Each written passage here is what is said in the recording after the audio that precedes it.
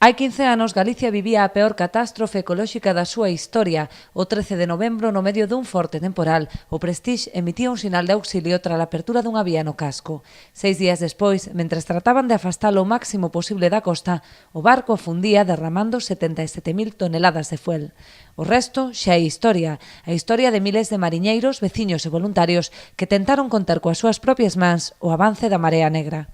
Moi duro. A verdade é que é moi duro para quen estábamos como o grupo que estábamos de embarcacións e que estábamos todos os días aquí a pé de lonxe, salir para mirar e buscar e estar alerta, e a verdade é que foi moi duro, foron noites moi malas e días tamén con incertidume e con, claro, pensando no futuro, non, sobre todo que é o noso pan. A pesar da dureza daqueles meses, os fortes temporais que sacudiron Galicia nese inverno axudaron á retirada do chapapote. Aínda así é difícil saber en que medida o desastre afectou a produtividade de algunhas zonas. Claro, sí, o recurso sí que o temos, non sabemos se sería millor ou peor se isto non pasara,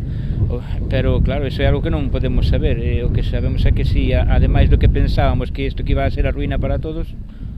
falando de terra e de mar, pois ao final, pois, como che digo, das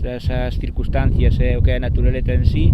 a verdade é que quedamos tamén sorprendidos de que meses despois que se limpiara tanto, pero bueno, a ver como sigue pouco a pouco, porque isto, xa che digo, o que está no fondo realmente non se sabe, o que está máis aí na costa, e esperemos que non sea nada malo.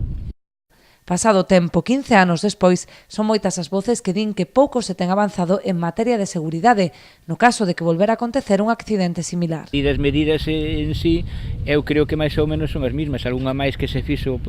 por parte das administracións que está aí, como algunha flota máis ou algo máis en medios, pode ser, pero claro, cando ven algo destas características